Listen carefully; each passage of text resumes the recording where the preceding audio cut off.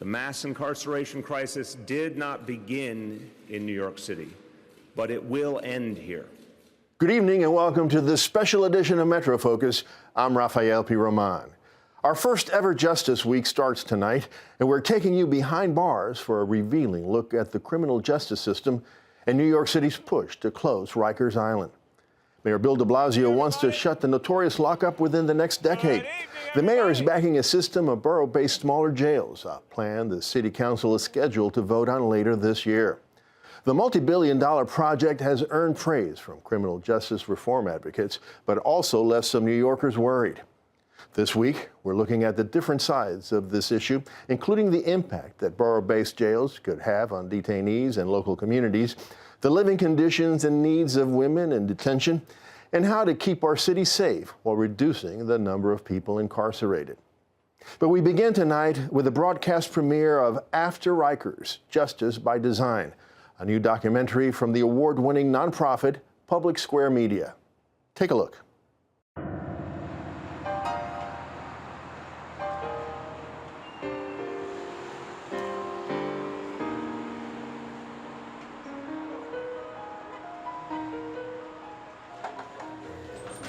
God, please bless this food. Please help those who can't help themselves. Please guide us. Please point us in the right direction. One of the biggest hopes that I have for my daughter is for her to understand that she is not defined by my incarceration. Thank you for everything. Amen. Amen.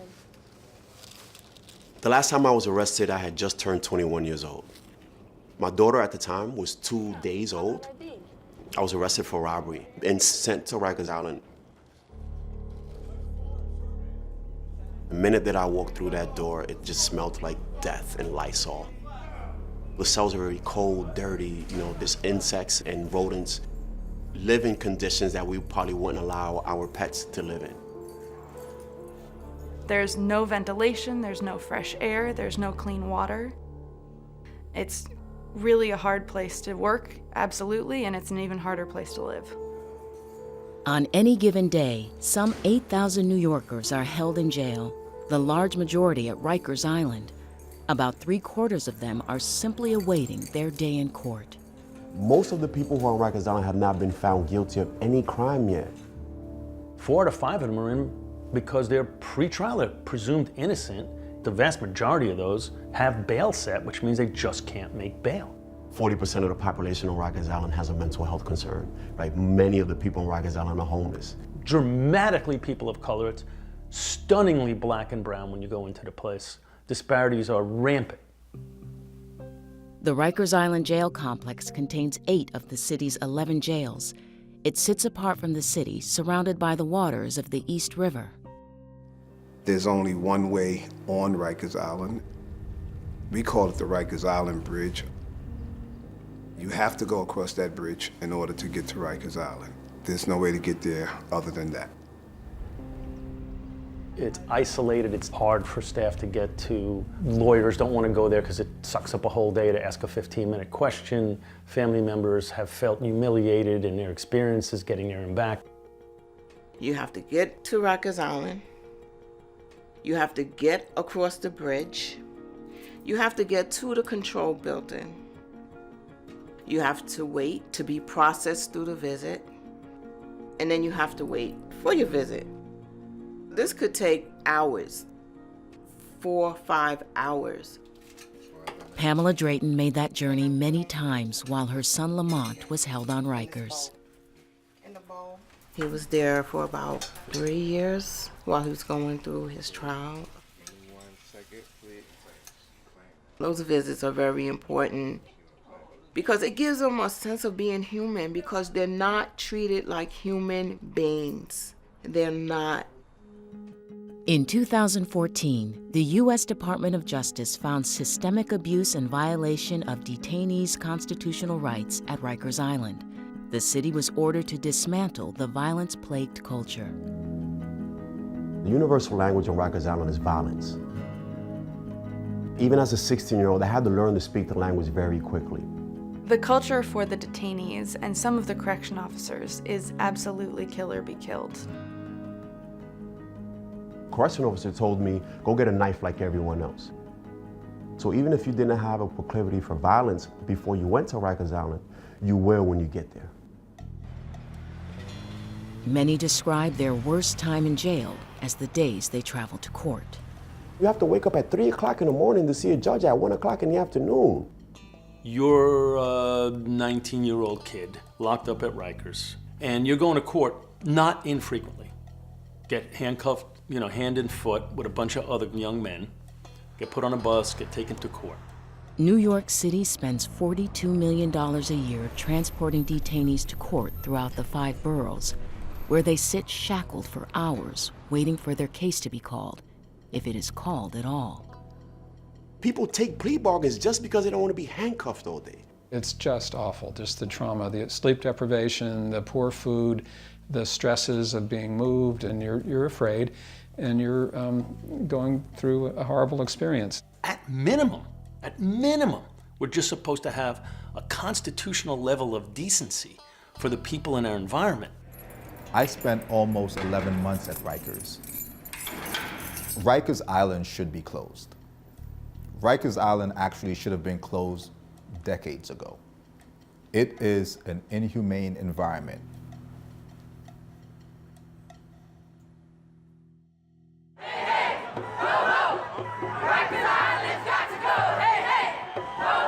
The movement to close Rikers Island has gained momentum in the last decade through the efforts of activists and dozens of criminal justice reform organizations, including Just Leadership USA.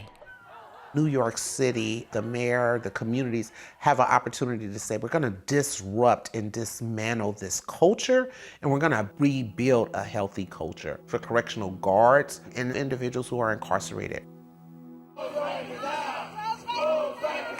In 2017, Mayor Bill de Blasio made a historic announcement. New York City will close the Rikers Island jail facility. The jail population has declined every single year since its peak in 1991. It never went back up. It always has been going down. And during that time, crime in New York has always been going down. Criminal justice reforms like supervised release, bail relief programs, and a reduction in arrests have all reduced the jail population. We dropped below 8,000 right around the end of 2018 for the first time since 1980. And the hope is to get down to 5,000 before Rikers closes down. The plan is to replace the 8 jails on Rikers with 4 new community-based facilities. 3 will be built on existing jail sites already located near courthouses. By splitting people up into the jails that are next to their courthouses, you not only make it easier for them to attend their trial, which can in and of itself be a really traumatic day for a lot of people on Rikers, but you also make it so that their families can visit. The main benefit of me serving time in a community-based correctional facility was the ability to still be connected to my family. The local facility in Ohio, where Deanna Hoskins served time, focuses primarily on rehabilitation and re-entry. This program was totally different from just custody and control. To start, what are the things that you need specifically for re-entry? How do we ensure that you return to our community a better person than when you went in? New facilities around the country offer examples of how jail design has evolved since Rikers was built.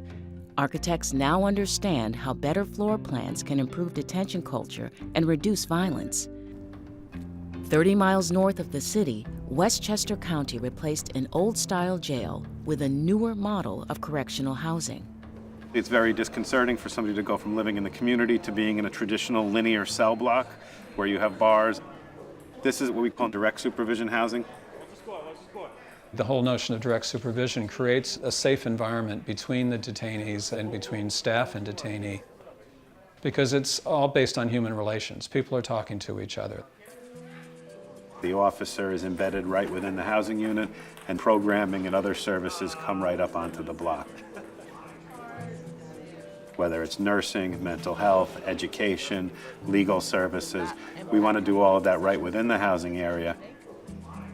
So it's a safer and more community-based environment for staff and offender. You were engaged with the custody staff that was there. They were a part of the program. They didn't sit in a booth or behind glass. They sat at a desk right there in the middle of the day area where you were. The Borough Jail Plan calls for expanding and improving this direct supervision model that is already being used in some facilities at Rikers. And not surprisingly enough, it works. If you treat people like human beings, they'll behave like human beings.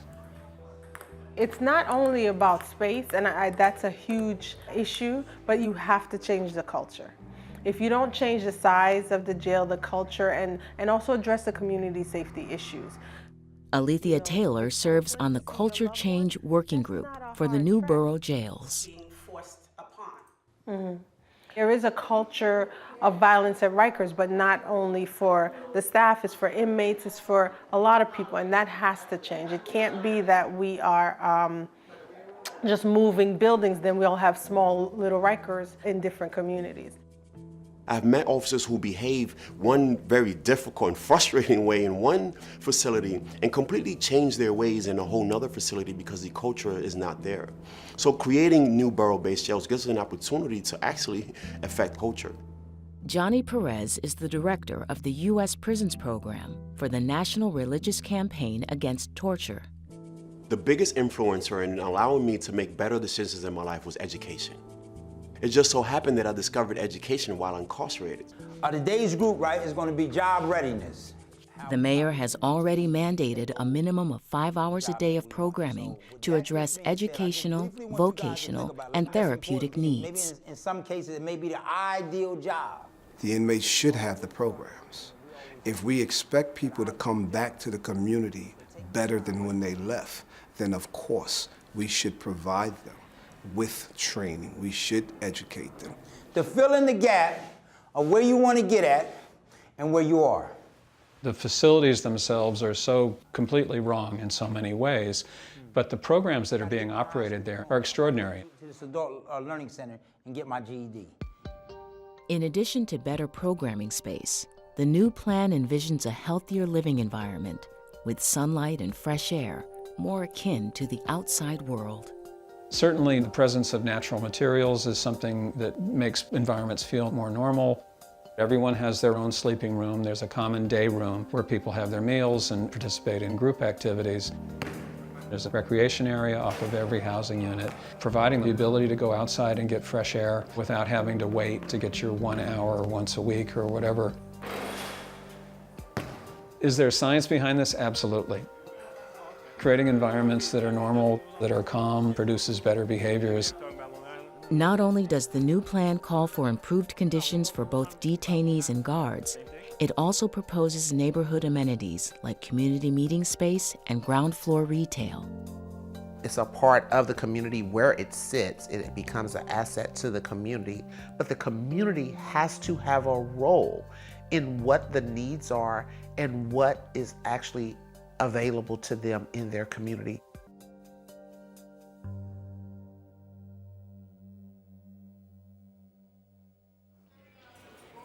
The large majority of people held on Rikers Island are not sent on to prison, but return to their neighborhoods after their stay in jail. I think we all would think that going into a prison or a jail is traumatic. I don't think we necessarily think that coming out of those institutions is as traumatic as going in. But for people who are coming home to uncertainty, it's extremely traumatic. Wesley Keynes works for a public defender nonprofit in the Bronx, helping people confront the challenges of coming home. He knows firsthand what that's like. I'm still in my re-entry process, right? And it's been several years. Whether or not someone is able to navigate that process is really dependent on the support that they have. Re-entry should begin when the handcuffs were placed on someone. Once a person enters Rikers Island, it costs taxpayers an estimated $828 for every day they're detained there. If we are going to spend a lot of money dealing with people whose freedom we have taken away, they should leave the institution better than when they came in, not worse. I'm flabbergasted by the concept of, of corrections, right? The idea that the worse that I treat you, the more that's gonna make you change and not come back here, not knowing that that only exacerbates the problem. We should make the environment as normalized as possible because they're going to come back out into our neighborhoods, and we want them to be as normal as possible, in part, but also because it's the decent and right thing to do. The plan to close Rikers Island and create new borough-based jails presents a unique opportunity to ask, what should justice by design look like? When I think about what justice by design means to me, is a justice system designed by and for individuals who are formerly incarcerated. Is designed by those closest to the problem, being closest to the solution, to have a voice in what this looks like.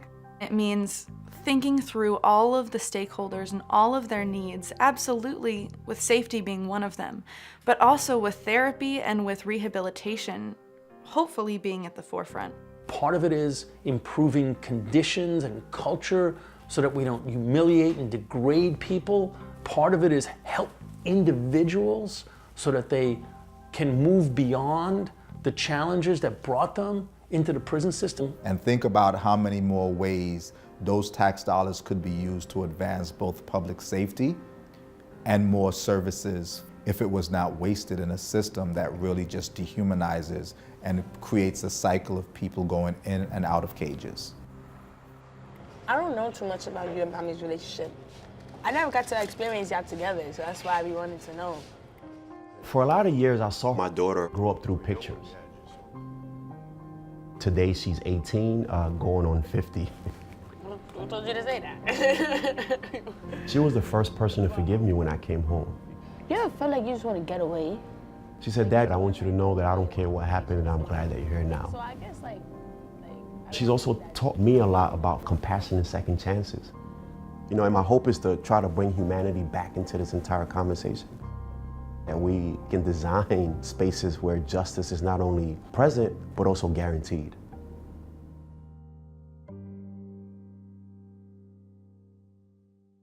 And joining us now to continue the conversation are Dana Kaplan, Deputy Director of the Close Rikers and Justice Initiatives at the Mayor's Office of Criminal Justice, and Stanley Richards, the Executive Vice President of the Fortune Society, a New York nonprofit dedicated in part to supporting successful reentry from prison.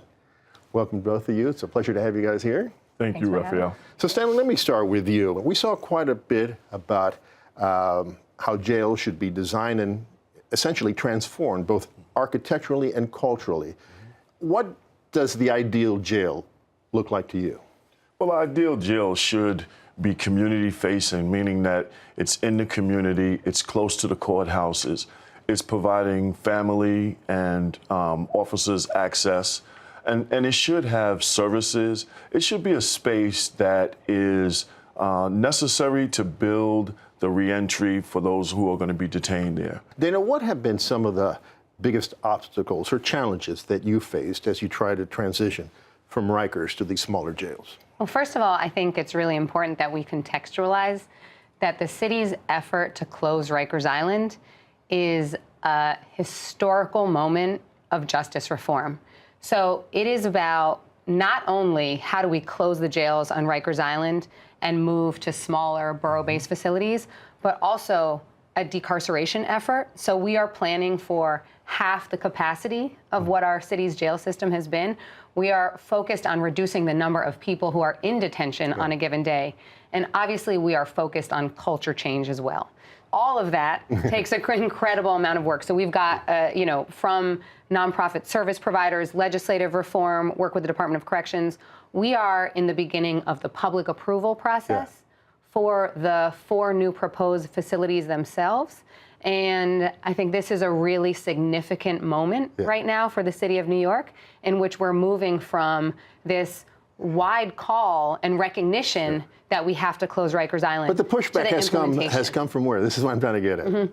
So I think there's a lot of support for the closure of Rikers Island. We also want to acknowledge that at the neighborhood level, there are lots of questions and concerns about what does this mean for neighborhoods. And so we are in a really important phase in which we, as the city and as the administration, are seeking to work with neighborhoods and criminal justice organizations and individuals to actually design and develop what comes next, and how do we actually develop these more neighborhood integrated facilities. And some of the borough presidents and some members of the community have said that the one thing that they have had trouble with is transparency, the community engagement. How do you respond to that? So I think neighborhoods and community have to be a key part of this. We have been very focused on working with criminal justice organizations. We've got task forces focused on reducing the jail population, design, culture change.